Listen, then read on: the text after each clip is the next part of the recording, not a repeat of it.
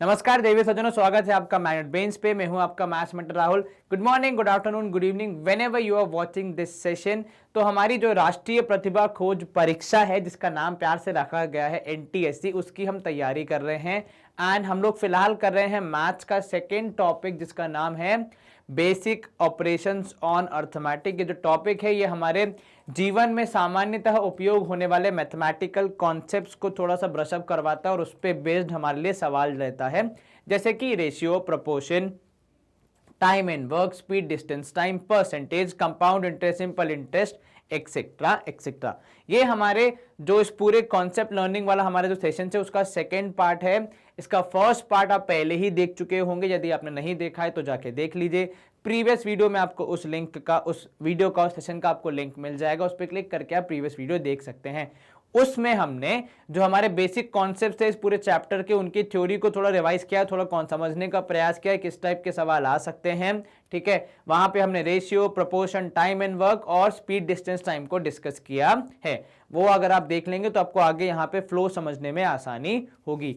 ये वाला हमारा सेशन जो है वो पूरी तरीके से फोकस करेगा बचे हुए कॉन्सेप्ट पे, जिसमें मेजरली आता है सबसे पहले परसेंटेज चेंज, उसके बाद आता है हमारा कंपाउंड इंटरेस्ट, सिंपल इंटरेस्ट और बाकी बचे हुए कुछ कॉन्सेप्ट्स। तो आपको क्या करना है, आपको अपने मस्तिष्क को रखना है ओपन, अर्थात पढ़ाई के लिए तैयार। स्क्रीन को हम करेंगे एक बार छोटा सा टेस्ट। यदि आपको स्क्रीन पे कुछ चलता हुआ दिखे तो उसे आप एक्नॉलेज करें कि आपको ये दिख रहा है। जी सर।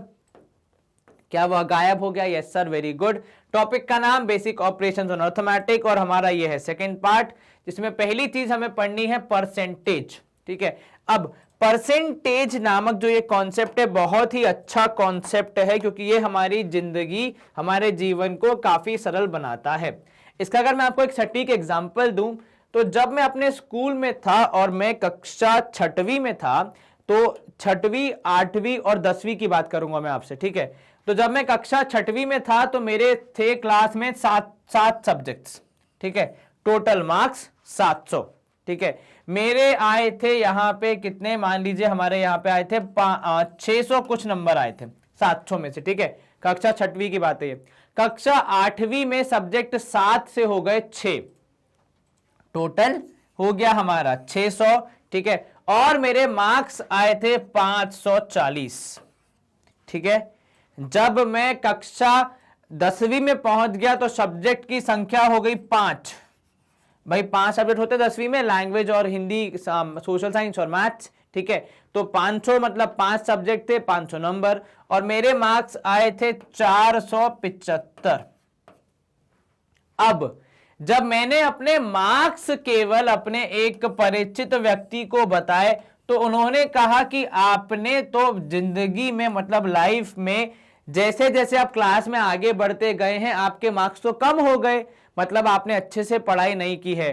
परंतु किंतु उन्होंने ये नहीं देखा कि हर साल जो टोटल मार्क्स थे, जिसमें से मैंने स्कोर किया है, वो अलग था। ठीक है, तो कई बार कंपेयर करने के लिए केवल हमारे पास नंबर होना या डेटा होना काफी नहीं होता है, उसे सही मापदंड के थ्रू कंपेयर करना जरूरी होता है। उसमें एक मापदंड है आदरणीय, सम्माननीय, हमारा परसेंटेज जी, क्योंकि ये हमें एग्जैक्टली बता देता है कि भाई कैसे कंपेयर करना। उदाहरण के तौर पे जब आप अगर इनका परसेंटेज निकालेंगे, तो भाई कक्षा 6वीं में मेरे परसेंटेज थे भाई 6/7 डिवाइड बाय इंटू 100, मतलब 600 डिवाइड बाय 7, अप्रोक्सीमेटली हो जाएगा 7 8 56, 40 7 85 पॉइंट समथिंग परसेंट, मान लीजिए 85%।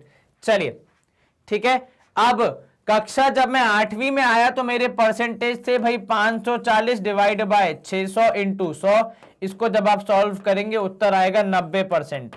ठीक है, कक्षा 10वीं में जब मैं आया तो 475 बचते 500 इंटू 100। इसको जब आप सॉल्व करेंगे आपका उत्तर आना चाहिए 95% शायद।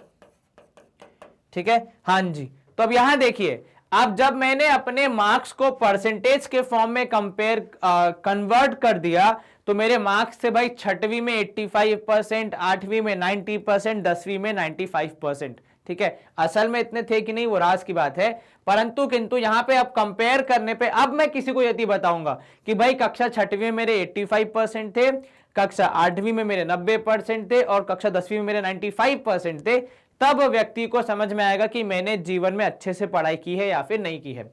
तो इसीलिए परसेंटेज जो होता है वो हमें कंपेयर करने के लिए एक ऐसा प्लेटफॉर्म, एक ऐसा मापदंड देता है जहां पे आप आसानी से दो चीजों को कंपेयर कर सकते हैं और फिर निष्कर्ष निकाल सकते हैं कि क्या सही है क्या गलत है। ठीक है, क्योंकि सही निष्कर्ष नहीं निकालेंगे तो फिर गलत बात हो जाएगी, ऑब्वियस सी बात है। ठीक है, तो यहां पे आपको परसेंटेज का उपयोग समझ में आया, इंपॉर्टेंस समझ में आ गई। अब जरा हम परसेंटेज का कॉन्सेप्ट पढ़ लेते हैं। तो भाई परसेंटेज जो कि बनता है परसेंट शब्द से, उसमें पर का मतलब होता है पर और सेंट का मतलब होता है 100।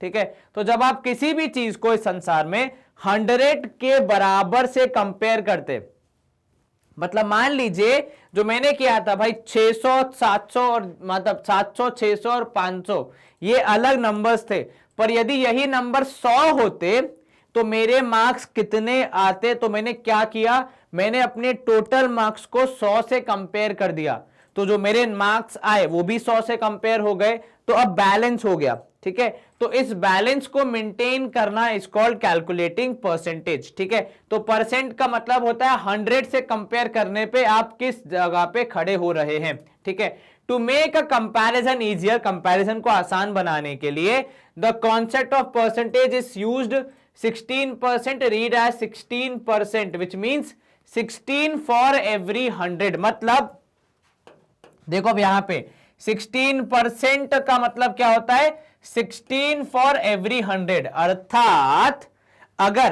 अगर मैं आपसे बोल रहा हूं कि मान लीजिए मेरे परसेंट थे भाई 6th में कितने थे 85%, ठीक है, 8th में कितने थे भाई 90% और 10th में थे हमारे 95%।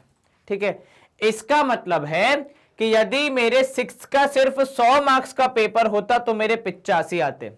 ठीक है भाई, 100 में से 85। ठीक है, यदि मेरा 8th क्लास में केवल 100 मार्क्स का पेपर होता तो मेरे 100 में से 90 आते, 10th क्लास में 100 में से 95 आते। ठीक है, तो आपने क्या किया, आपने हर एक चीज को 100 से कंपेयर कर दिया। हालांकि पहले इसके मार्क्स 700 में से थे, इसके 600 में से और इसके 500 में से। तो जो परसेंट होता है ये आपको एक कॉमन प्लेटफॉर्म देता है जहां पे आप आसानी से चीजों को कंपेयर कर सकते हैं।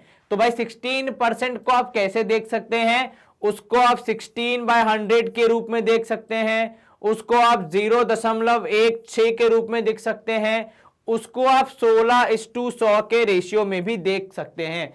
भाई 100 के कंपैरिजन में कितना।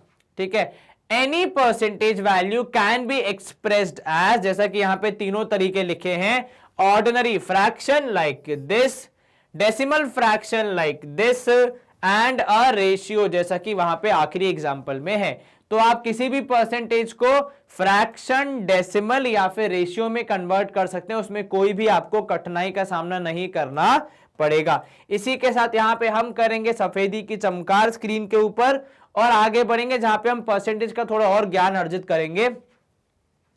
To convert a given fraction or decimal or ratio into percentage we multiply it by 100। ठीक है, किसी भी फ्रैक्शन, डेसिमल या रेशियो को यदि आपको परसेंटेज में कन्वर्ट करना है तो आप उसको क्या करेंगे, आप उसको 100 से गुणा कर देंगे, आप उसको 100 से मल्टीप्लाई करके 100 के भाग में बता देंगे। एग्जाम्पल, जब मैं निकाल रहा था कि मेरे 8वीं में कितने मार्क्स थे, तो भाई मेरे मार्क्स थे 540, कितने में से 600 में से, ये हो गया इनका फ्रैक्शन। मैंने इसमें इंटू 100 करके इनको परसेंटेज फॉर्म में चेंज कर दिया, जो कि फिर मेरा उत्तर आया कि भाई 90% होगा। ठीक है, तो पर सेंट हमने कर दिया, तो भाई ये हो गया 90%। क्या आपको ये समझ में आया? जी सर, बहुत बढ़िया। ठीक है, अब आगे बढ़ेंगे, हम देखेंगे to convert a given percentage into a fraction, किसी भी परसेंटेज को फ्रैक्शन बनाने के लिए या डेसिमल या रेशियो बनाने के लिए आप क्या करते हैं, वी डिवाइड इट बाय 100। उदाहरण के तौर पे यदि 95% है तो जब मैं उसको परसेंटेज से फ्रैक्शन में चेंज करना चाहूं तो मैं लिखूंगा 95/100। क्या आपको यह समझ में आया? Yes sir. अब यहां ध्यान दें, to convert a given percentage तो हमने कर लिया। अब परसेंटेज इंक्रीज या डिक्रीज की यदि आप बात करते हैं, भाई कैसे मेजर किया जाता है, तो भाई परसेंटेज इंक्रीज अर्थात आपके टर्म 1 और टर्म 2 के मार्क्स में कितना इंक्रीज हुआ, ठीक है, वो कैलकुलेट करना, या कितना डिक्रीज हुआ वो कैसे कैलकुलेट करना है। तो भाई जितना भी इंक्रीज हुआ है वो आएगा आपका न्यूमरेटर में, क्योंकि वो इतने वैल्यू से बदला है। फिर नीचे आएगा ओरिजिनल क्वांटिटी, मतलब पहले कितना था। ठीक है, मान लीजिए आपके टर्म 1 में आए 70 नंबर, टर्म 2 में आए 87 नंबर, ठीक है 84 नंबर। तो भाई कितना परिवर्तन हुआ, 14 मार्क्स का। किस पे हुआ सर, पहले 70 थे अब 84 हो गए, तो भाई डिवाइड बाय 70 इंटू 100 करने पे आपको परसेंटेज मिल जाएगा। अब जब आप इसको सॉल्व करेंगे आपका जवाब आएगा 20। तो आप क्या बोलोगे, आप ये बोलोगे कि अरे वाह, इस व्यक्ति के टर्म 1 और टर्म 2 के मार्क्स में क्या फर्क आया। तो भाई टर्म 2 में टर्म 1 से 20% ज्यादा मार्क्स आए। वहीं डिक्रीज का देख लेंगे तो उल्टा केस, जिसमें मान लीजिए पहले थे 85, अब हो गए मान लीजिए कितने, माइनस करो कुछ भी, मतलब मान लो अब हो गए 70। ठीक है, तो कितना गिरावट आई है वो मेजर करना is called your percentage decrease. ठीक है, चलिए स्क्रीन करेंगे हम यहां पे क्लियर। एक और कॉन्सेप्ट जो इसके बाद है, if percentage increase is p%, then new value equals to 1 plus p by 100 into initial value. ठीक है, यदि कोई आपसे बोल देता है कि भाई इस चीज में इतने % का इजाफा हुआ है तो बताओ अब कितनी हो गई। ठीक है, मान लो कोई आपसे बोल दे कि भाई एक व्यक्ति है राजेश, जिसके टर्म 1 के मार्क्स से जब आप टर्म 2 के मार्क्स कंपेयर करते हैं तो 20% इजाफा हुआ है। ठीक है, तो उसका डायरेक्ट फॉर्मूला क्या है भाई, 1 प्लस जितना percentage upon 100 into initial value. उदाहरण के तौर पे 1 plus 20 upon 100 into original value, मतलब 70 मान लो यहां पे। ये समझ में आया? यस सर, आसान था। जी सर, कहीं कोई शंका मन में? नहीं सर। तो ये डायरेक्ट फॉर्मूला है, वरना पहले आपको क्या करना पड़ता है एक्चुअल मेथड में, सर पहले निकालना पड़ता है कितने अमाउंट से इंक्रीज हुआ, फिर उस अमाउंट जो इंक्रीज वाला अमाउंट है उसको एक्चुअल अमाउंट में ऐड करना पड़ता है, तब हमें न्यू अमाउंट मिलता है। यहां पे ऐसा कुछ करने की जरूरत नहीं है, आपको डायरेक्टली आंसर मिल जाएगा यदि आप ये फॉर्मूला यूज करेंगे तो। चलिए हम करेंगे यहां पे स्क्रीन को क्लियर और मूव करेंगे हमारे अगले कॉन्सेप्ट की तरफ, जो कि परसेंटेज के बारे में ही है, लेकिन थोड़ी और चीजें हमें जो कि जाननी है। If the value of an item goes up और डाउन बाय x%, यदि किसी चीज की वैल्यू ज्यादा या कम हो जाती है x% से, तो आप कैसे उसमें निकालते हैं भाई कितना परसेंटेज परिवर्तन आया। ठीक है, the percentage reduction or increment to be now made to bring it back to the original level is 100x upon 100x plus x%। अब यहां ध्यान देना क्या बोल रहा है आपको। ठीक है, if the value of an item goes up और डाउन, यदि किसी चीज की वैल्यू ऊपर या नीचे हो जाती है तो उसको वापस अपने ओरिजिनल मार्क पे लाने के लिए आप क्या करेंगे, आप जितना % इंक्रीज या डिक्रीज हुआ है उसके हिसाब से उसका कैलकुलेशन करेंगे। मान लीजिए इंक्रीज हुआ है तो क्या होगा भाई, अगर इंक्रीज हुआ है तो यहां पे प्लस होगा, डिक्रीज हुआ है तो माइनस हो जाएगा। ठीक है, ऐसा आपको ध्यान रखना है। इफ ए इज x% मोर और लेस देन बी, जब कम या ज्यादा है तो then B is 100x upon 100x plus minus x less or more then B. ठीक है, तो जब आपको एक दो चीजों को कंपेयर करने को बोला है परसेंटेज में, तो वहां पे आप कितना % कम या ज्यादा है वो आप इसकी मदद से कैलकुलेट कर सकते हैं। बस आपको करना क्या है, x की वैल्यू पुट करनी है और अपना उत्तर निकालना है। अक्सर ये होता है कि सर ये सारे फॉर्मूलाज याद नहीं रह जाते हैं, कोई समस्या नहीं है। आपको सिर्फ इतना करना है कि जब भी आप सॉल्व कर रहे हैं सवाल तो एकदम बेसिक लॉजिक को पकड़ के सॉल्व कीजिए, कितना % इंक्रीज डिक्रीज है उसको ऐड सब्ट्रैक्ट करते जाइए और फाइनल आंसर निकाल लीजिए। ठीक है, चलिए if the price of an item is goes up by x%, ये हम सब सवाल में करेंगे, then the quantity consumed should be reduced और increase by 100x upon 100x plus minus x% so the total expenditure remains the same. ठीक है, अब ये क्या बोल रहा है, मान लीजिए कि भाई आपने सपोज एग्जांपल आप टमाटर खाते हैं, ठीक है, मतलब या आलू खाते हैं। ठीक है, अब आलू का प्राइस था पहले 30 रुपए, ठीक है, अब हो गया वो 50 रुपए।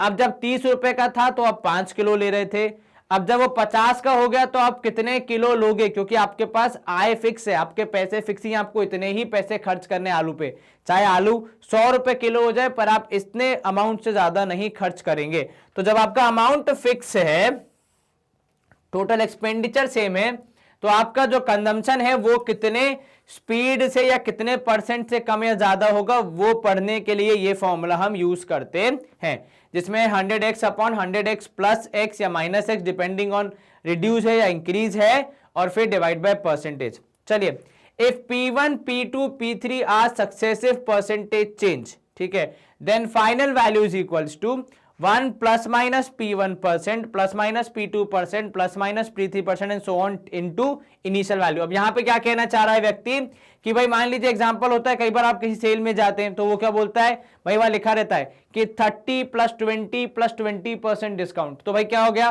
क्या उसमें 30 प्लस 20 प्लस 20 मतलब 3 2 5 6 7 70% डिस्काउंट है? नहीं, ऐसा नहीं होगा, वो कुछ और तरीका होता है, जिसके लिए हम कौन सा फॉर्मूला यूज करते हैं कि भाई आखिर की वैल्यू कितनी होगी, भाई पहला वाला परसेंट, दूसरा वाला परसेंट, तीसरा वाला परसेंट, उनको सॉल्व करके मल्टीप्लाई करके आप अपना उत्तर निकालेंगे, ठीक है। यदि वैल्यू कम हो रही है, डिस्काउंट मिल रहा है तो माइनस, वैल्यू बढ़ रही है, एप्रिशिएट हो रही है तो प्लस, ठीक है, depending on the situation. If a certain quantity is first increase by x% and then increase by y%, then the effective percentage increase in the quantity will be x plus xy upon 100%। देखिए अब क्या बोल रहा है वो, यदि किसी चीज को लगातार इंक्रीज किया गया, मतलब पहले एक बार बोला कि ये चीज 10% से बढ़ी, फिर 5% से बढ़ी, तो आप अलग अलग निकालने की जगह एक ही बार में निकाल सकते, क्या करके भाई 10 plus 5, 10 into 5 upon 50 into total percent. तो आपको बार बार इवेल्युएट करने की जरूरत नहीं है, एक ही बार में यहां पे वैल्यू निकाल के आप निकाल सकते हैं कितना परसेंट इंक्रीज हुआ, उसको आप पुट कर देंगे किसमें, उसको आप पुट कर देंगे एक्चुअल वैल्यू के साथ और अपना फाइनल आंसर निकाल लेंगे, ठीक है। चलिए, बहुत सारे कॉम्प्लिकेटेड फॉर्मूलाज हैं जिनको आप ज्यादा यूज ना कर पाए, परंतु किंतु आपको पता तो होने ही चाहिए। सवाल जब आप सॉल्व करेंगे, आप चाहें तो अपनी मर्जी से बेसिक नॉलेज का यूज करके भी सवाल सॉल्व कर सकते हैं। चलिए, ग्रोथ इन पॉपुलेशन, पॉपुलेशन की बढ़त, ठीक है, अब उसको कैलकुलेट करने के लिए क्या फंडा है, आप कक्षा 8वीं में पढ़ चुके हैं, ये है कंपाउंड इंटरेस्ट के फॉर्मूला का सीधा सीधा एप्लीकेशन, जहां पे आप क्या करते हैं भाई, ए मतलब जो नया पॉपुलेशन है वो किसके बराबर होगा, पी अर्थात पुराना population into 1 plus R upon 100 raise to the power n, ठीक है, इस बात को ध्यान रखें। कंपाउंड इंटरेस्ट के फॉर्मूला का सीधा सीधा एप्लीकेशन है यहां पर जो आपको देखने को मिलता है। चलिए, सेकंड है, यदि किसी चीज में डेप्रिसिएशन हो रहा है। सर डेप्रिसिएशन का मतलब होता है भाई देखो, आपने मान लीजिए आपके पिताजी ने मान लीजिए नया स्कूटर लिया, ठीक है, जब आप वो स्कूटर 2-3 साल चला लेंगे तो उसकी कीमत हो जाती है कम, ठीक है। तो ये किसी भी चीज की कीमत के कम होने का जो पूरा प्रोसेस होता है, जो पूरा तरीका होता है, उसे आप क्या कहते हैं, डेप्रिसिएशन कहते हैं। भाई वो चीज की वैल्यू कम क्यों हो जाती है, क्योंकि सर चीज पुरानी होगी तो उसकी परफॉर्मेंस पे फर्क पड़ेगा, उसकी क्वालिटी पे फर्क पड़ेगा, उसके मान लो अगर गाड़ी है तो इंजन पे फर्क पड़ेगा, इसलिए उसकी वैल्यू कम हो जाती है। इसका फॉर्मूला क्या है सर, इसका फॉर्मूला भी सिंपल है, वहां पे था प्लस, यहां पे हो जाएगा माइनस, क्योंकि वहां पे थी वैल्यू की, वहां पे वैल्यू बढ़ रही थी, यहां पे वैल्यू घट रही है, इसलिए ये हो जाएगा माइनस। इस बात का ध्यान रखें, ठीक है। तो वहां पे क्या हो रही थी, वहां पे पॉपुलेशन बढ़ रही थी इसलिए आपने ऐड किया, यहां पॉपुलेशन हो रही थी माइनस, इसलिए आपने सब्ट्रैक्ट किया है। इसी के साथ हम करेंगे स्क्रीन को क्लियर और मूव करेंगे एग्जाम्पल की तरफ। भाई एग्जाम्पल में हमारे पास क्या क्वेश्चन है, if the price of a commodity is raised by 40%, किसी चीज का अगर कमोडिटी का प्राइस कितना बढ़ा दिया, 40% से बढ़ा दिया, by how much percent must a householder reduce its consumption of that commodity so as not to increase his expenditure, ठीक है। अब यहां पे ध्यान देना कि सवाल आपसे बोल रहा है, यदि किसी चीज की जो प्राइस है वो 40% से बढ़ गई, ठीक है, यदि किसी चीज की जो प्राइस है वो 40% से बढ़ गई तो कितने परसेंट से उसकी क्वांटिटी कम करनी पड़ेगी ताकि आपका एक्सपेंडिचर ना बढ़े। मतलब मान लीजिए अगर आप 100 रुपए हैं आपके पास, ठीक है, चॉकलेट का रेट अभी चल रहा है 20 रुपए, ठीक है, कितनी चॉकलेट ले पाएंगे आप सर, 5। अब अगर मान लीजिए एक हफ्ते बाद उसी चॉकलेट का रेट हो गया 25 रुपए, पर अभी भी आपके पास कितने हैं, आपके पास 100 ही रुपए हैं, तब आप कितनी ले पाएंगे, 4 ले पाएंगे। मतलब अगर कोई चीज महंगी हो जाती है, किसी चीज का प्राइस इंक्रीज हो जाता है, तो आपको क्वांटिटी कम करनी पड़ती है, क्योंकि पैसे फिक्स ही रहते हैं। चलिए, तो इन सामान्य केस नॉर्मली मान लेते हैं कि भाई प्राइस था x, ठीक है, और क्वांटिटी थी y, ठीक है, मतलब आप x रुपीस में खरीद रहे थे और कितने किलो खरीद रहे थे, y किलो, ठीक है। अब आप मुझे बताइए कि एक्सपेंडिचर कितना होगा। सर एक्सपेंडिचर होगा भाई x इंटू वाई, ठीक है, मतलब क्यों कि सर कितना प्राइस था 1 किलो का और फिर कितनी क्वांटिटी हमने खरीदी, तो x इंटू वाई, ठीक है। अब हुआ क्या सर, अब न्यू प्राइस जो आ रहा है हमारा, वो आ रहा है कितना सर, वो आ रहा है x प्लस 40% ऑफ x, ठीक है। क्या बोला हमने, वो कितना आ रहा है सर, वो आ रहा है x प्लस 40% ऑफ x, मतलब इसको अगर हम सॉल्व करेंगे तो हो जाएगा x plus 40 upon 100 into x. Solve करोगे शून्य शून्य, 2 2 जा 4, 2 5 जा 10, तो यहां हो जाएगा x प्लस 2x बाय 5। आप 5 को यहां मल्टीप्लाई करेंगे तो हो जाएगा 7x बाय 5, अगर मैं गलत नहीं हूं तो। क्या बोला मैंने भाई, ये हो जाएगा x प्लस 7x बाय 5, ठीक है। जब आप वहां पे एलसीएम लोगे 5 और 2 हो जाएगा 7 और डिवाइड बाय 5। अब ये हो गया नया प्राइस, ठीक है। अब नई क्वांटिटी कितनी होगी सर, वो तो हमें पता करना पड़ेगा, ठीक है। चलिए, तो अब प्राइस होगा आपका 7x बाय 5, ठीक है, इंटू डैश मतलब नई क्वांटिटी, ठीक है, और आपका जो एक्सपेंडिचर है वो तो सेम ही रहेगा ना, क्यों भैया, क्योंकि sir expenditure x into Y है, पैसा उतना ही खर्चा करना है, ठीक है। तो चलिए x से x कैंसिल, ठीक है। अब आपका y क्या हो जाएगा सर, y की वैल्यू निकालने पे हमें क्या मिलेगा कि 7/5 चेंज हुआ है, ठीक है। तो जो पहले का y था उसके कंपैरिजन में अब कम हो जाएगा, कितना कम हो जाएगा, 7/5, इसको हमें अब कैलकुलेट करना पड़ेगा। तो ये जब आप निकालेंगे तो यहां हो जाएगा, ये डैश हो जाएगा 5y अपॉन 7, ठीक है। मतलब पहले आप पूरा y ले रहे थे, अब आप केवल 5/7 ले रहे हैं, ठीक है, ये डिफरेंस समझना। और जब आप इसको परसेंटेज में चेंज करोगे तो भाई परसेंटेज में चेंज करने का फंडा सिंपल है, क्या है फंडा कि सर जो भी हमें चेंज करना है परसेंटेज में उसमें इंटू 100 कर दीजिए। तो आपने किया इंटू 100, आपको क्या मिला, बस सर हमें मिलेगा 500/7, जिसको हम डिवाइड करेंगे तो कितना हो जाएगा सर, ये हो जाएगा 7 7 सा 49, ठीक है, एक 10, 7 1 जा 7, और यहां पे हो जाएगा मान लीजिए डिवाइड करने पे कितना 37 4 जा 28। तो यदि आप पहले पूरा y कर रहे थे, अब आप करेंगे कितना सर, अब हम करेंगे 71/4, या अगर मैं इसको फ्रैक्शन के, मिक्स फ्रैक्शन के फॉर्म में लिखूं तो ये हो जाएगा 7 7 जा 49, 110, तो 3/7, 71 3/7 अब आप कर रहे हैं, ठीक है।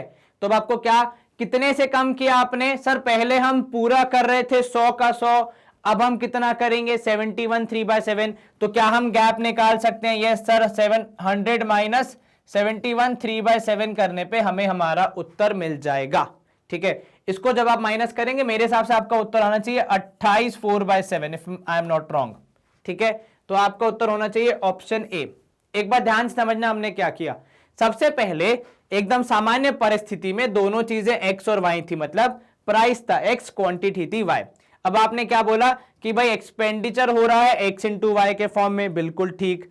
उसके बाद जब आपने प्राइस को बढ़ा दिया तो आपको क्वांटिटी को कम करना पड़ेगा। क्वांटिटी कितनी हो गई सर, पहले क्वांटिटी y थी, अब क्वांटिटी 5/7 ऑफ y हो गई, ठीक है। मतलब पहले पूरा पूरा y था, अभी 5/7 हो गया।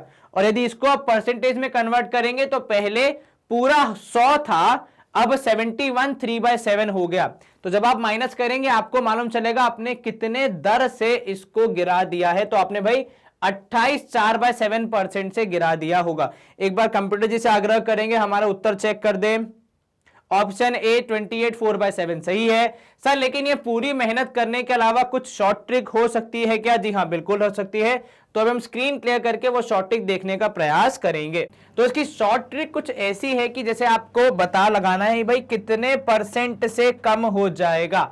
तो भाई कितने परसेंट से कम हो रहा है? 40% से, ठीक है। और बढ़ने के बाद कितना हो जाएगा भाई? 140 हो जाएगा।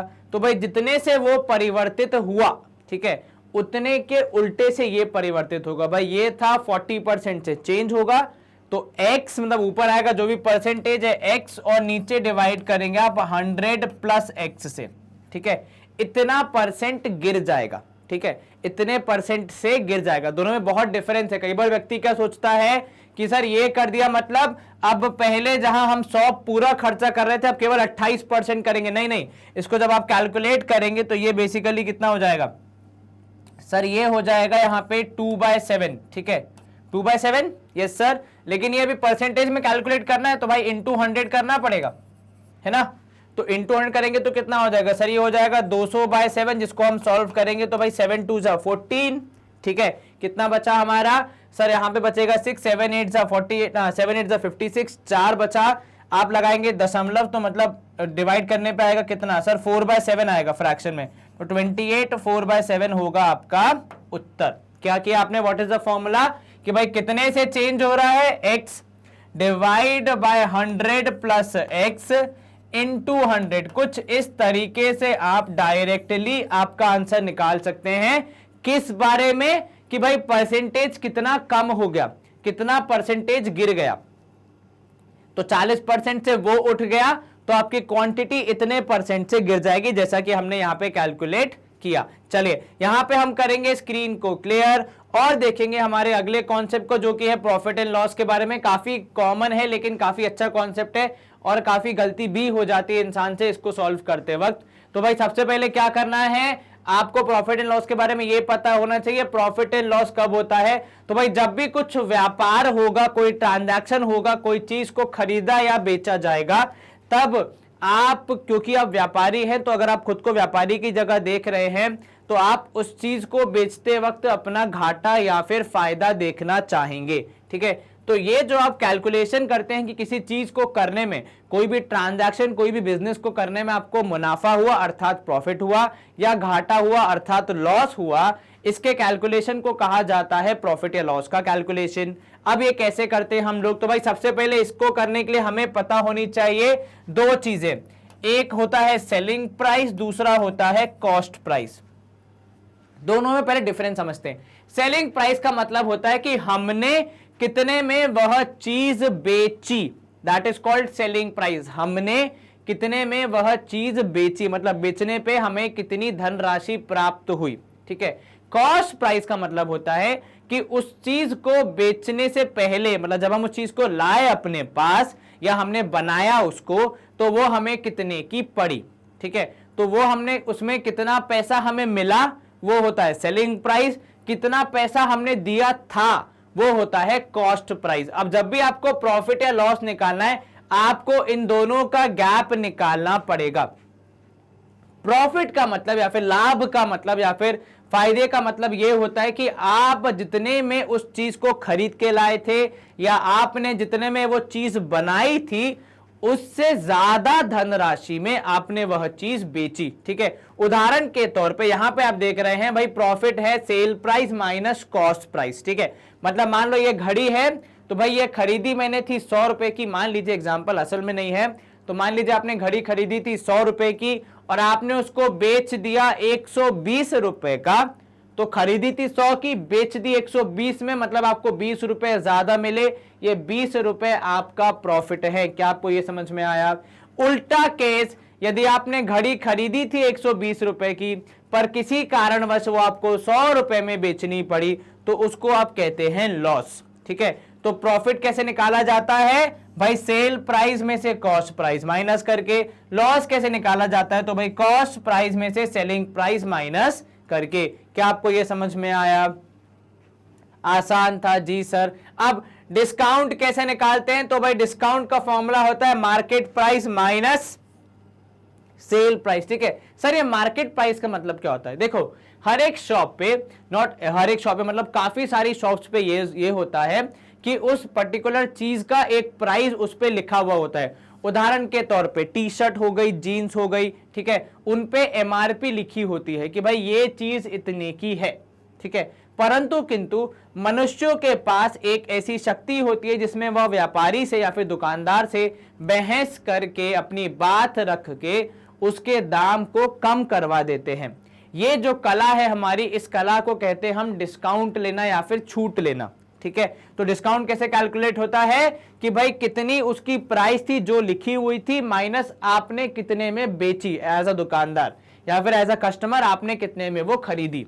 ठीक है, चलिए प्रॉफिट का परसेंटेज कैसे निकालते हैं, तो भाई जितना प्रॉफिट है डिवाइड बाय कॉस्ट प्राइस। अब ध्यान देना, कई बार आसान आंसर क्या करता है कि सर कॉस्ट प्राइस नहीं सेलिंग प्राइस पे कैलकुलेट क्यों नहीं करते। देखो आपके पास धन आ रहा है, इसकी कोई टेंशन किसी को नहीं होती है, लेकिन हाँ धन के जाने की टेंशन बड़ी होती है, और धन के जाने की ही जो हमारी टेंशन होती है वही हमारे बिजनेस को चलाती है। कि धन आ रहा है, ठीक है, धन आना तो अच्छी बात है, लेकिन जो जा रहा है, जो आपको दुख दे रहा है, उसको ज्यादा ध्यान रखते हैं। ठीक वैसे ही जो आपके जेब से जा रहा है, जो आपके पॉकेट से जा रहा है, आप उसको ध्यान रखेंगे। जो पॉकेट में आ रहा है उसकी इतनी चिंता नहीं करेंगे। ठीक है, क्योंकि वो तो आ रहा है। ठीक है, तो जो आता है उसको आने देते, लेकिन जो जाता है उसको थोड़ा पकड़ के पूछते ना, भाई साहब कहां जा रहे हैं, क्यों जा रहे हैं। ठीक है, तो भाई कॉस्ट प्राइस आपके लिए हमेशा ज्यादा मैटर करेगी, इसलिए जब भी आप प्रॉफिट या लॉस निकालेंगे तो आप उसको कॉस्ट प्राइस पे ही निकालेंगे, क्योंकि वही आपके लिए ज्यादा मैटर करती है,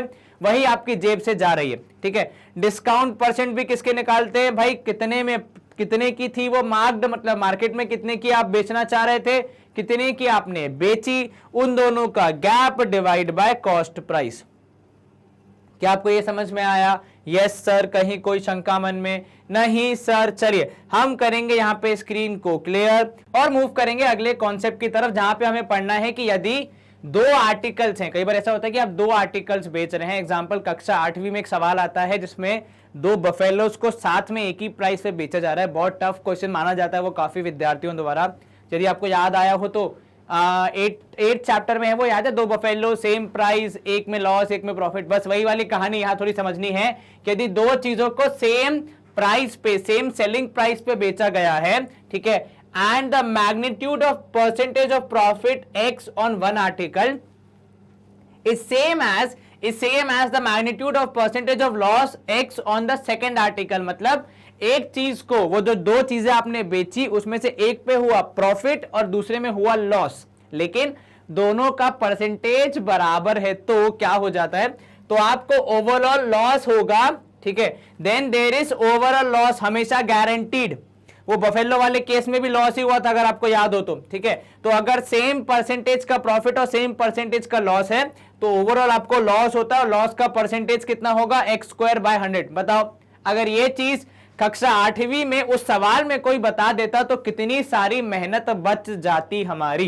क्योंकि हमें 8वीं में क्या करना पड़ता है सर, पहले दोनों की सेलिंग प्राइस से, एक में प्रॉफिट है तो उसकी कॉस्ट प्राइस आएगी, दूसरे में लॉस है तो उसकी इंक्रीज कॉस्ट प्राइस आएगी, फिर उनको ऐड करके सब्ट्रैक्ट करके पूरी मेहनत करके हमें उत्तर निकालना पड़ता है। ठीक है, तो क्या था वहां पे कहानी ये थी कि भाई दो बफेलोस थी, एक में प्रॉफिट हुआ एक में लॉस हुआ, दोनों को सेम प्राइस पे बेचा गया, तो आपने दोनों की अलग अलग सीपी निकाली, उसके बाद आपने निकाला कि भाई ओवरऑल कितना लॉस हुआ और कितने परसेंट से हुआ। यहां पे आपको वो सीधे सीधे बता रहा है कि भाई साहब हमेशा लॉस ही होगा और कितने परसेंट से होगा वो भी बता रहा है। लेकिन यदि यदि यदि यदि सेलिंग प्राइस सेम है और प्रॉफिट और लॉस का परसेंट सेम है, x अलग अलग हो जाएगा तो बात और हो जाएगी, तब अलग तरीके से हम चेक करेंगे।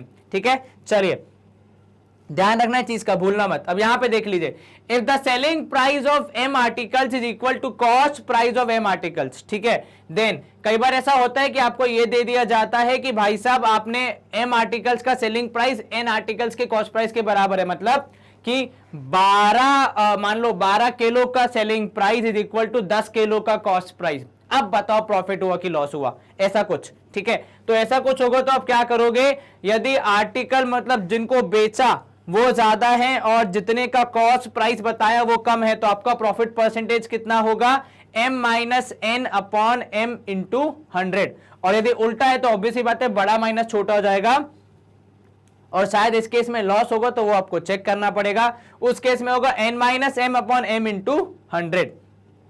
मतलब मान लो 10 आर्टिकल्स और यहां पे है 12। ठीक है, मतलब जितनी 12 की सेलिंग प्राइस थी उतने में आपने कितने बेचे, 10 बेचे। ठीक है, तो मतलब 10 आर्टिकल्स आपने बेचे, तो क्या हुआ आपका भाई, एम की वैल्यू क्या है, यदि एम बड़ा है एन छोटा है, और उल्टा है तो 12 माइनस 10 अपॉन एम, मतलब ये 10 इंटू 100, तो कितना हुआ, यहां पे हुआ 2/10 इंटू 100, अर्थात आपको हुआ 20% का प्रॉफिट की लॉस, वो सोचिए आप। ठीक है, सब प्रॉफिट होगा, क्योंकि भाई देखो, मान लो अगर 12 थे, 12 की कॉस्ट थी मान लो 120 रुपए, उतने में आपने 10 बेचे, तो आपने ज्यादा पैसे कमाए ना। अभी भी आपके इन 12 आर्टिकल्स की कॉस्ट कवर हो गई और 2 केले बाकी हैं, 2 बनाना भी एक्स्ट्रा बाकी हैं, तो उनसे जो कमाओगे वो आपको सीधे सीधे प्रॉफिट ही देंगे। ये समझ रहे हो क्या बोला मैंने, कि भाई देखो 12 जो आपके केले थे उसमें जितना खर्चा आपका हुआ वो आपने 10 केलों में निकाल लिया, अब बचे क्या, अभी भी 2 केले बचे जिन्हें आप बेच सकते हैं, और उन 2 केलों से मिलने वाला पूरा पूरा प्राइस आपकी जेब में जाएगा सीधे सीधे, मतलब प्रॉफिट। ठीक है, ये आपको समझ में आया, यस सर।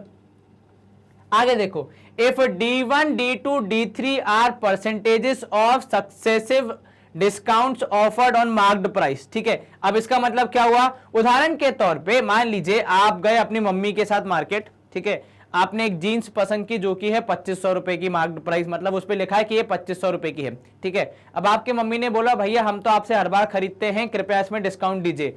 दुकानदार ने बोला 10% डिस्काउंट मिलेगा मैडम जी। ठीक है, फिर आपने बोला देखो भैया इतना तो वो बाजू वाला रमेश भी दे देता है, आपसे हम हमेशा लेते हैं, हमें और चाहिए, तो उन्होंने कहा ठीक है 10% और ले लीजिए। ठीक है, फिर आपकी माता जी ने बोला कि भाई ऑनलाइन ही मिल रहा है 30%, तो आप क्या 10% दे रहे हैं, तो उन्होंने फिर से दे दिया 10%, तो अब क्या हो गया 30%। तो लेकिन वो क्या बोलेगा, देखो ऐसे बात करेगा, ठीक है भाई 2500 10% कम करके मतलब 250 रुपए दे दीजिए, माइनस कर दीजिए, कितना हो जाएगा 2250।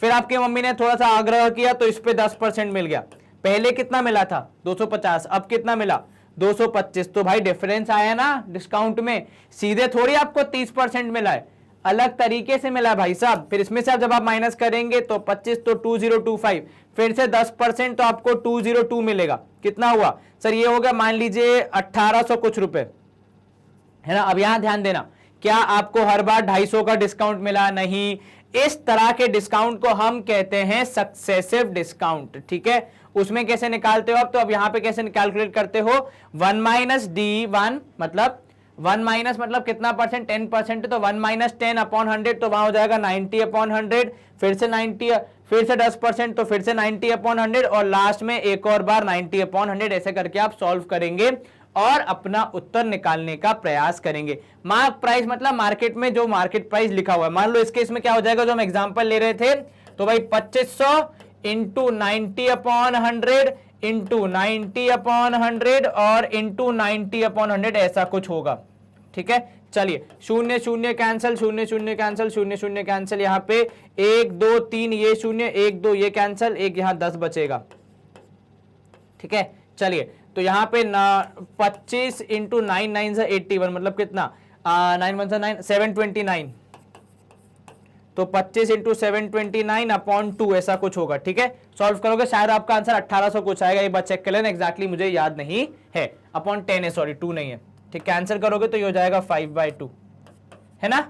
चलिए तो 5/2 उसको भी जब आप सॉल्व करोगे आपका आंसर आ जाएगा अप्रोक्सीमेटली 1800 कुछ रुपए। चलिए तो यहां पे क्या था, हम सीधे सीधे 30% डिस्काउंट नहीं पा रहे हैं, हम 10 10 10 करके अलग अलग 3 इंस्टॉलमेंट में पा रहे हैं, तीनों बार अलग अलग डिस्काउंट मिलेगा, वो 30% के बराबर नहीं होगा। तो दुकानदार के इस बहकावे में आने से पहले एक बार सोच लें कि 30% डिस्काउंट सीधा दिया जा रहा है या 10 10 करके अलग अलग 3 इंस्टॉलमेंट में दिया जा रहा है, क्योंकि उससे आपके डिस्काउंट की वैल्यू अलग हो जाती है। यदि आपको वो ऐसे देता है कि भाई पहले 10% किया, फिर 10% किया, फिर 10% किया, ठीक है, तो आप नहीं कहेंगे कि आपको 30% डिस्काउंट मिला। ठीक है, 30% अगर सीधा दिया जाएगा तो कुछ इस प्रकार होगा।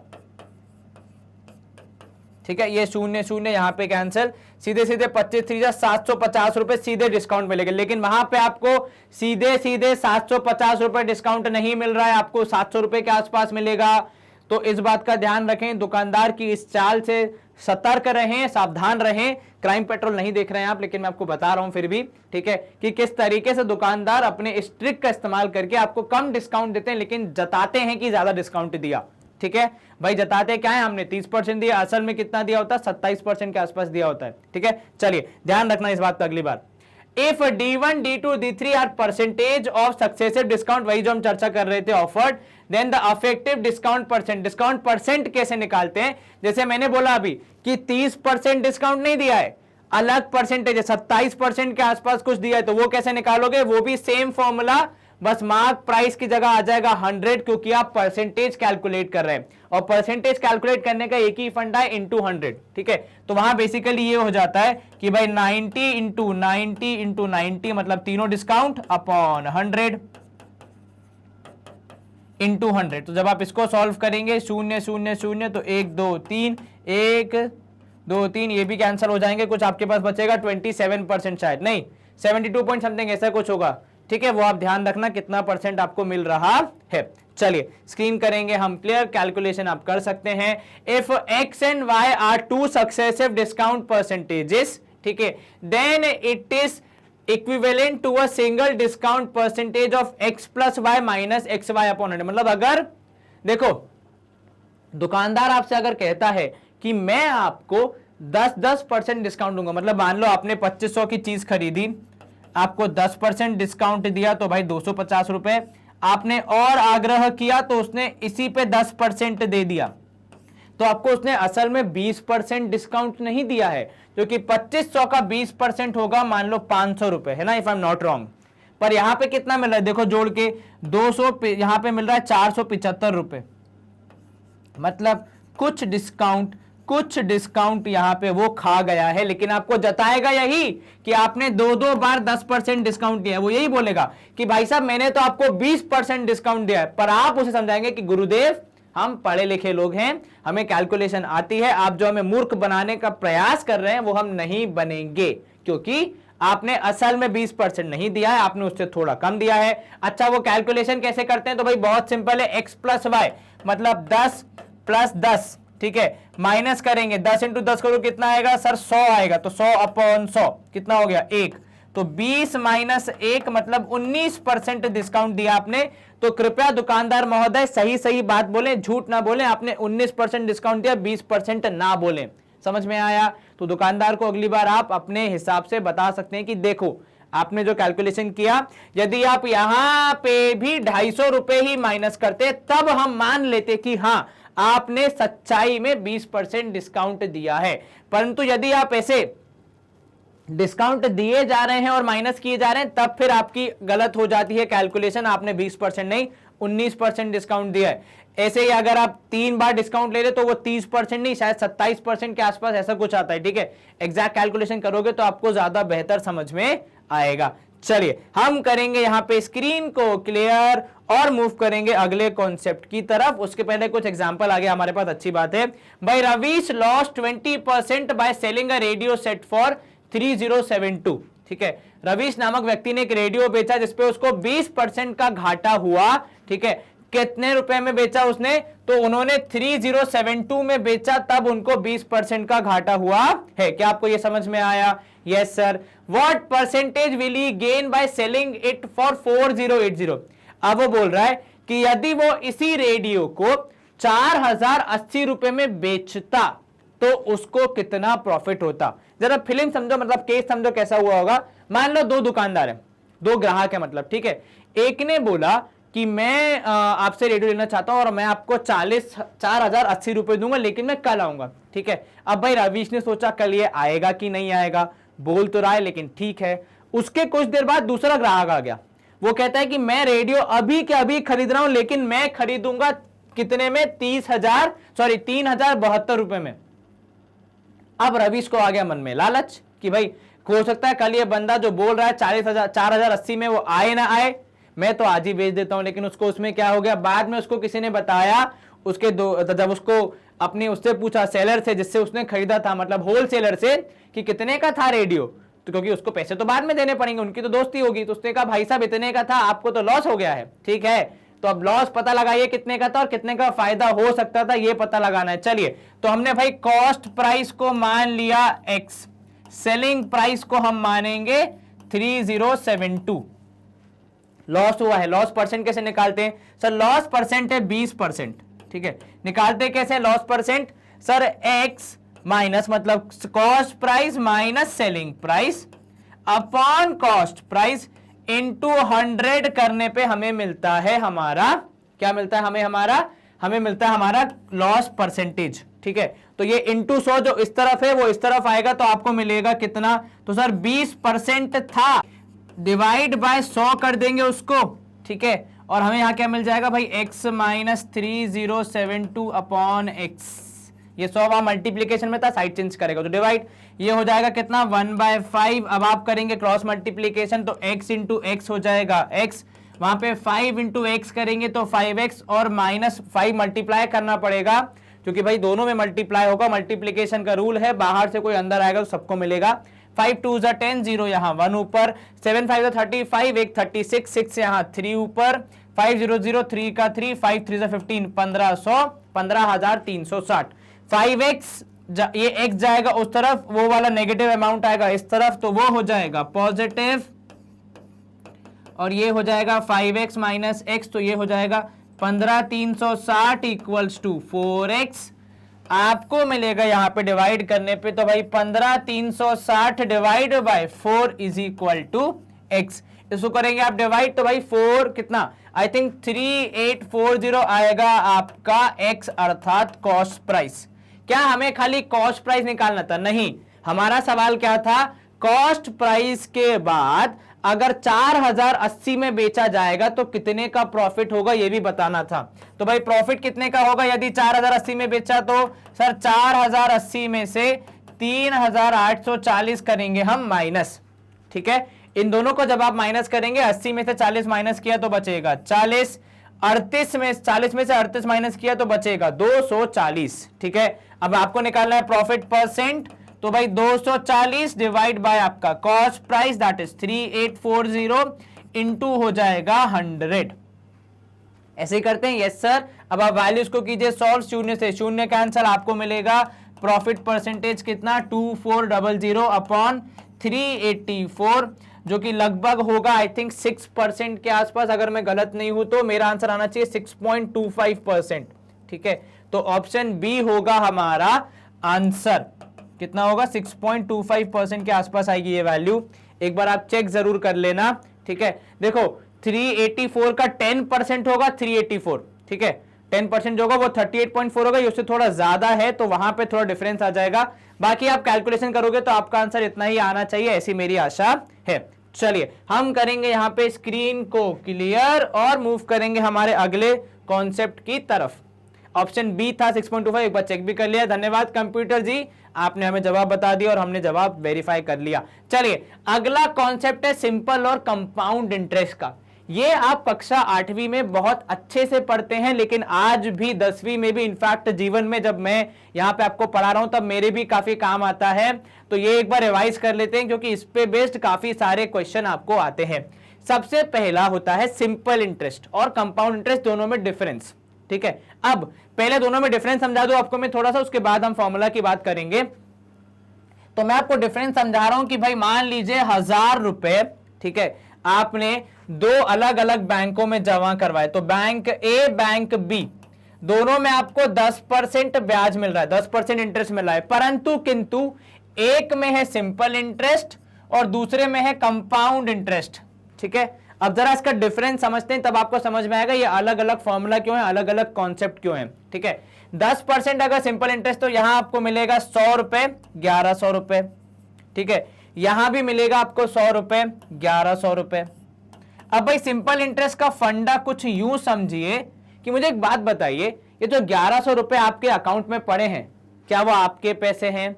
Yes sir. क्या वो 100 रुपए भी आपके हैं? जी सर। तो सिंपल इंटरेस्ट का फंडा कहता है कि यदि ये 100 रुपए मेरे हैं, ये पूरे के पूरे 1100 मेरे हैं, तो मुझे इंटरेस्ट किस पे मिलना चाहिए? 1100 रुपए पे मिलना चाहिए। तो इंटरेस्ट मिलेगा 1100 पे अर्थात 110 रुपए, तो ये हो जाएगा 1210। सिंपल इंटरेस्ट क्या बोलता है कि नहीं, पहले बात हो गई थी 10% इंटरेस्ट मिलेगा, तो 10% हुआ 100 रुपए, तो हम आपको 100 ही रुपए इंटरेस्ट देंगे। ठीक है, कंपाउंड इंटरेस्ट क्या बोलता है, नहीं साहब ये 1210 रुपए भी आपके हैं, आपने जमा किए थे, इंटरेस्ट भी आपका है, तो ब्याज आपको मिलना चाहिए। तो ये 121 हो जाएगा, ये होगा 1, यहां पे 3, यहां पे 1331। इनका मानना है कि नहीं, पहले बात हो गई थी 10% की, 10% हुए थे 100 रुपए, वही 100 रुपए दिया जाएगा। तो कितना हो गया, 1300 रुपए। तो देखो भाई, सिंपल इंटरेस्ट का फंडा वही होता है कि आपको फिक्स्ड इंटरेस्ट मिलेगा, एक डिसाइड हो गया, वही आपको हर साल मिलते रहेगा। कंपाउंड इंटरेस्ट क्या बोलता है कि नहीं, जैसे जैसे आपका अमाउंट बढ़ते जाएगा, क्योंकि वो आप ही का अमाउंट है, इसलिए उस पर आपको इंटरेस्ट मिलना चाहिए, इसलिए आपका इंटरेस्ट भी बढ़ते जाता है। इसलिए दोनों केस अलग अलग हैं, उनके फॉर्मूला अलग अलग हैं, कैलकुलेशन अलग अलग है। क्या ये समझ में आया आपको? जी सर। चलिए, सिंपल इंटरेस्ट का फॉर्मूला क्या होता है? सिंपल इंटरेस्ट का फॉर्मूला भी सिंपल, भाई प्रिंसिपल, भाई कितना अमाउंट था इंटू कितना रेट था इंटू आर, मतलब कितना समय था, होल डिवाइड बाय 100। ठीक है, देखो अब मैं इसके पीछे का आपको गणित समझाऊं तो गणित कुछ इस प्रकार है कि भाई आप यदि 1 साल का इंटरेस्ट निकालना चाह रहे हैं, आप क्या करेंगे सर? 10% है तो प्रिंसिपल इंटू 10 अपॉन 100। ठीक है, और क्योंकि इंटरेस्ट हर साल सेम ही है, इसलिए खाली नंबर ऑफ ईयर्स आप मल्टीप्लाई करते जाइए, इंटू मान लो 3 साल। इसको जब आप फॉर्मूले की शक्ल देंगे तो ये हो जाएगा P इंटू एन, जितना रेट है वो, इंटू आर, मतलब कितना समय है वो। ठीक है, या कुछ लोग आर को रेट बोलते हैं, एन को बोलते हैं समय, तो कुछ इस तरीके से लिख लीजिए, P into N into R upon 100। Basically principal into rate of interest into time, whole divide by 100। क्योंकि रेट ऑफ इंटरेस्ट हमेशा परसेंटेज फॉर्म में होगा, डिवाइड बाय 100 करना ही पड़ेगा, इसलिए वहां पे डायरेक्टली 100 से हम पहले ही डिवाइड कर देते हैं, और रेट की जगह पे सिर्फ वो फिगर लिखते हैं जो कि परसेंटेज के साइन के साथ है। ठीक है, चलिए कंपाउंड इंटरेस्ट थोड़ा अलग हो जाता है, उसका फॉर्मूला अलग से दिखा गया है। यहां पे क्या है भाई कंपाउंड इंटरेस्ट का फॉर्मूला? तो आप देख सकते हैं, कंपाउंड इंटरेस्ट है भाई प्रिंसिपल इंटू, मतलब यहां पे 1 plus R upon 100 whole power N minus 1। केवल अगर आपको कंपाउंड इंटरेस्ट निकालना है तो। सर ये कुछ नया है? हाँ, आपने जो कक्षा 8वीं में पढ़ा है वो यहां लिखा है, क्योंकि 8वीं में जब हम पढ़ते हैं कंपाउंड इंटरेस्ट तो हमें सीधे सीधे अमाउंट निकालने का फॉर्मूला दिया जाता है। सिंपल इंटरेस्ट कितना होगा? देखो, सिंपल इंटरेस्ट और अमाउंट में फर्क होता है। क्या फर्क होता है कि भाई प्रिंसिपल, माफ कीजिए थोड़े पतले प्रिंसिपल चाहिए हमको, तो भाई प्रिंसिपल में जब आप कंपाउंड इंटरेस्ट जोड़ देते हैं तब आपका अमाउंट बनता है।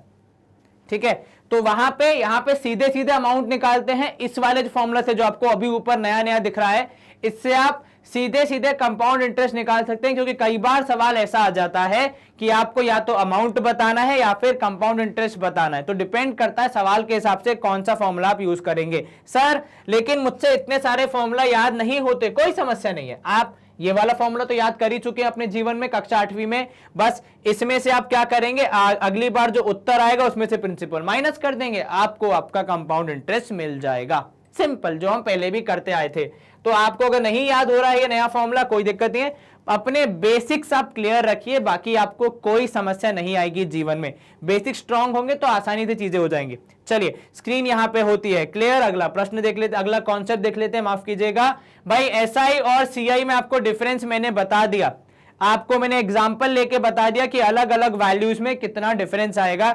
यहां पे अगर आपको फॉर्मूला के रूप में देखना है तो भाई पहले साल में कोई डिफरेंस नहीं है, क्योंकि पहले साल प्रिंसिपल सेम है, दूसरे साल से नया प्रिंसिपल आ जाता है, क्योंकि उसमें सेम चल रहा है, इसमें अलग अलग हो जाते हैं प्रिंसिपल, तो इसलिए आपका गैप इंक्रीज होना शुरू हो जाता है। भाई 2 साल में कितना, 3 साल में, यहां पे फिर सिंपल इंटरेस्ट कितना होगा वो आप अगर कैलकुलेट करना चाहें तो, लास्ट में कंपाउंड इंटरेस्ट कितना होगा वो आप यदि कैलकुलेट करना चाहें तो। ठीक है, यदि आपको प्रिंसिपल दिया है, रेट ऑफ इंटरेस्ट दिया और आपको बाकी चीजें निकालनी है तो। ठीक है, ये आपको काफी जगह काम आ सकते हैं, आप चाहे तो इन्हें कहीं नोट करके रख सकते हैं। अगर इतने सारे फॉर्मूलाज वैल्यूज को याद करने में कठिनाई है तो फिर आप अपने बेसिक्स को क्लियर रखिए, और जब सवाल सॉल्व करें तब कोशिश कीजिए कि आप फटाफट सवाल सॉल्व करके जल्दी से अपने आंसर निकाल पाएं। चलिए अगला चीज हम देख लेते हैं, एग्जाम्पल 6 है हमारे पास। क्या बोल रहे हैं यहाँ पे एग्जाम्पल में कि दो difference between SI and CI for 3 year, ठीक है, at the rate of 20% is 152 rupees. क्या बोला आपको कि भाई आपका जो एसआई है और सीआई है उसमें कितना है, 20% पे जब आप देख रहे हैं तो आपका जो डिफरेंस है वो कितना है, 152 रुपीज का है। आपको बताना है कितना प्रिंसिपल अमाउंट था। अगर 2 साल 3 साल के बाद सिंपल इंटरेस्ट और कंपाउंड इंटरेस्ट में अगर 152 रुपीज का डिफरेंस आ रहा है तो आपको बताना है कि भाई साहब प्रिंसिपल कितना था। अच्छा मुझे बताओ जरा कंपाउंड इंटरेस्ट में क्या क्या होगा। सर कंपाउंड इंटरेस्ट में अमाउंट होगा जिसका फॉर्मूला होगा P इंटू 1 प्लस कितना होगा 1 प्लस R अपॉन 100, मतलब R कितना हो जाएगा सर, R हो जाएगा 20 अपॉन 100, ठीक है, और कितना होल पावर आ जाएगा n, मतलब यहां पे आ जाएगा 3, ऐसा कुछ होगा। Yes sir. For simple interest आपका फॉर्मूला होगा भाई अमाउंट इक्वल्स टू कितना सब प्रिंसिपल प्लस, क्योंकि भाई क्या होता है अमाउंट का फॉर्मूला प्रिंसिपल प्लस इंटरेस्ट, तो वहां होगा भाई प्रिंसिपल इंटू रेट, मतलब 20 into time whole divide by 100। चलिए इसको मैं लिख रहा हूं A2, इसको मैं लिख रहा हूं A1, है ना। यहां पे हम थोड़ा कैलकुलेशन कर लेते हैं। तो भाई A1 तो हमें फिलहाल पता नहीं है, P को रखा हमने प्रिंसिपल, यहां आगे आपके पास 20 और 100 को जब आप कैंसिल करेंगे 1/5, तो आपका हो जाएगा यहां पे 5 प्लस 1 अपॉन 5। ये क्या है सर, ये आपने लिया LCM, भाई वहां पे जो 1 अपॉन 5 है, ये सॉरी 3 नहीं है, तो 5 प्लस 1 अपॉन 5 है, तो 5 प्लस 1 अपॉन 5 हो जाएगा 6/5। मैंने एलसीएम लेके भी आपको दिखा दिया। यहां पे भी आपकी चीजें कैंसिल, तो ये 1 और ये हो जाएगा 5, ठीक है। तो यहां आपको मिलेगा कितना, तो भाई A1 है P इंटू 6/5 होल पावर 3, जिसको आप 6 का क्यूब अपॉन 5 का क्यूब अर्थात 216 अपॉन 125 भी लिख सकते हैं। तो भाई P इंटू 216 इंटू 125, ठीक है। इधर पे आपको मिल रहा है A2 के लिए P plus 3P upon 5 if I am not wrong, है ना। और आप इसका एलसीएम लेंगे तो आपको मिलेगा A2 हो जाएगा 5P plus 3P upon 5, that is 8P upon 5। चलिए अब ध्यान देने वाली बात यह है कि भाई A1 A2 में डिफरेंस है कितना, 152 रुपीस का। तो भाई A1 A2 में डिफरेंस है मतलब 216P upon 125 minus 8P upon 5 करने पे 152 रुपीस आ रहा है। दोनों का डिफरेंस कितना है, 152 रुपीस। आपने लिया एलसीएम, ठीक है। तो पहले आपने इधर अमाउंट निकाला था सिंपल कंपाउंड इंटरेस्ट के हिसाब से, उधर निकाला था सिंपल इंटरेस्ट के हिसाब से, दोनों को किया आपने माइनस, क्योंकि गैप है 152। अब आप आगे सॉल्व कर रहे हैं, ठीक है। तो 216 माइनस जब 8 इंटू 25 करेंगे कितना आएगा सर, 200 आएगा। तो 200P whole divide by 125 is equals to 152। Calculation करेंगे अब आपको मिलेगा 16P इक्वल्स टू, मैं लगे हाथ ये जो नीचे 125 है उसको भी साइड चेंज करके उस तरफ भेज रहा हूं, ठीक है। तो P की वैल्यू हो जाएगी 152 इंटू 125 होल डिवाइड बाय, आपको दिख रहा होगा ऐसी मेरी आशा है, होल डिवाइड बाय 16। क्या लिखा मैंने सर, आपने लिखा 152 इंटू 125 होल डिवाइड बाय 16। पक्का ये 16 152 कैंसिल हो रहे होंगे जैसा कि मैं सोच पा रहा हूं, ठीक है। किससे कैंसिल करें, पहले 4 से करते हैं। 4 4 जा 16, यहां देखो 4 3 जा 12, ठीक है। कितना बचा सर, 4 3 जा 12 करेंगे तो बचेगा वहां पे 32, है ना, नहीं हाँ 32, तो 4 8 जा 32, ठीक है। और फिर से करेंगे 2 से, तो भाई यहां पे आ जाएगा 2, यहां पे आ जाएगा 19, तो भाई 19 इंटू 125 होल डिवाइड बाय 2, ये हम कर सकते हैं। जी हाँ सर, इनको जब आप मल्टीप्लाई करेंगे तो भाई 125 इंटू 20 कर लो, कितना हो जाएगा सर, 125 इंटू 2 करेंगे 250, तो 2500 माइनस 125, ये क्या किया हमने सर, ये सिंपल गणित कि 125 इंटू 20 माइनस 1 कर दिया, क्योंकि 19 का मतलब होता है 20 माइनस 1, ठीक है। माइनस करोगे तो यहां आपको मिलेगा 2, यहां आ जाएगा आपके पास 3 और ये हो जाएगा 75 होल डिवाइड बाय 2, तो ये हो जाएगा 1117, 2 8 जा 16, ठीक है। तो 2 यहां पे कितना हो जाएगा, 2 7 जा 14, 1187.5, ऑप्शन डी 1187.5 हमारा आंसर आ रहा है कि प्रिंसिपल कितना था 1187.5। कंप्यूटर जी से एक बार श्योर कर लेते हैं। जी हाँ बिल्कुल, थोड़ा सा कैलकुलेशन पर अगर आप फटाफट सॉल्व करने का प्रयास करेंगे, प्रैक्टिस करेंगे लगातार, तो फिर आपको ये चीजें जल्दी हो जाएंगी, ठीक है। मेरे लिए क्या कहता है भाई, मुझे सारी चीजें एक्सप्लेन करनी थी इसलिए मुझे समय ज्यादा लगेगा, आपको तो वो करने की जरूरत ही नहीं है। आपको खाली क्या करना है, आपको खाली अच्छे से प्रैक्टिस करना है ताकि आपका समय कम लगे। इसी के साथ हम करेंगे स्क्रीन को क्लियर। अगर आप एक बार दोबारा समझना चाहें तो वो भी रिकैप हो जाए। तो भाई कंपाउंड इंटरेस्ट निकाला, प्रिंसिपल इंटरेस्ट के साथ अमाउंट निकाला, दोनों का गैप था 152, दोनों को माइनस किया, इक्वेशन को सॉल्व किया, प्रिंसिपल आ गया हमारा 1187.5। अब करेंगे फाइनली स्क्रीन को क्लियर और इसी के साथ हम करेंगे हमारे सेशन के एंड की तरफ रुक। लेकिन उसके पहले आपके लिए बहुत ही इंपॉर्टेंट इंफॉर्मेशन। तो हमारा जो एनटीएससी है उसमें बहुत सारे सेशंस हैं, बहुत सारे सब्जेक्ट्स हैं और हमें हर बार ऐसा डर लगा रहता है कि क्योंकि हमारे यूट्यूब पे 22,000 से ज्यादा वीडियोस है तो कहीं आपके काम के वीडियोस गुम ना जाएं। इसलिए हमारी जो वेबसाइट है वहां पे हमने एक अलग से एनटीएससी का टैब बनाया है जहां पे आप एनटीएससी रिलेटेड सारा कंटेंट एक ही जगह पे आसानी से देख सकते हैं। बस आपको करना क्या है, एनटीएससी के टैब पे क्लिक करना है, आपको वहां हर एक सब्जेक्ट के अलग अलग सेशंस मिल जाएंगे, मैथ्स का, फिजिक्स का, केमिस्ट्री का, मैथ का। आपको बस उन पे क्लिक करना है वॉच नाउ के टैब पे और उसके बाद उस सब्जेक्ट के अंदर कौन कौन से चैप्टर हैं, हर एक चैप्टर में कितने सेशंस हैं, सेशंस की हेडिंग क्या है, उसमें क्या पढ़ाया गया है, वो देख के आप आसानी से अपने पसंद के सेशंस या अपने काम के सेशंस वॉच नाउ के टैब पे क्लिक करके देख सकते हैं। यहां पे हमने आपको ड्यूरेशन भी दे दिया ताकि कल को अगर आप कुछ प्रैक्टिस करना चाह रहे हैं, अपने दिन भर का शेड्यूल बनाना चाह रहे हैं तो यहाँ पे आसानी से आप उनको देख सकते हैं, आपको कोई कठिनाई नहीं आएगी। एंड अगर आप जैसे आप देखते हैं वहां पे वॉच नाउ के टैब पे तो आपको साफ साफ दिख जाएगा जैसा कि यूट्यूब पे होता है हूबहू वैसे ही वीडियोस हम लोग यहाँ प्रोवाइड कराते हैं। बल्कि यहाँ तो एक बात अच्छी है, ना कोई एडवर्टाइजमेंट है, ना कोई डिस्ट्रैक्शन है, केवल पढ़ाई पे फोकस किया जा सकता है। And with this we finally come to the end of our session. इस सेशन में हमने क्या पढ़ा, तो इस सेशन में हमने एनटीएससी की तैयारी करी किस सब्जेक्ट में, तो सैट पार्ट की, जहां पे हम मैथ्स पढ़ रहे थे और उसमें चैप्टर का नाम था बेसिक ऑपरेशंस ऑन अर्थमेटिक, जिसमें हमने कॉन्सेप्ट्स देखे 2 पार्ट में। इसके पहले एक और सेशन था, आपने वो देखा होगा, नहीं देखा है तो प्लीज देख लेना, आपको वीडियो के डिस्क्रिप्शन में लिंक मिल सकता है। हमारा नेक्स्ट सेशन होगा इन्हीं के क्वेश्चंस के बारे में, बिकॉज क्वेश्चन सॉल्व करेंगे तो हमारी तैयारी पूरी हो जाएगी इस चैप्टर की। आपको क्या करना है, एक छोटा सा रिवीजन करना है, सारे कॉन्सेप्ट को एक बार रिवाइज करें, फॉर्मूलाज को एक जगह पे लिख लें ताकि आपको सारे फॉर्मूलाज एक बार थोड़े से अच्छे से समझ में आ जाए, ठीक है। एंड यस, एक छोटा सा होमवर्क और, प्लीज वीडियो को लाइक करें, चैनल को सब्सक्राइब करें एंड यस वीडियो को शेयर करें, बिकॉज नॉलेज जितनी आप स्प्रेड करेंगे उतनी वापस आपको मिलेगी, ऐसा हर बार होता है। अपना ख्याल रखें, अच्छे से पढ़ाई करें, अच्छे से तैयारी करें, stay home, stay safe, take care, bye bye, good day, see you soon.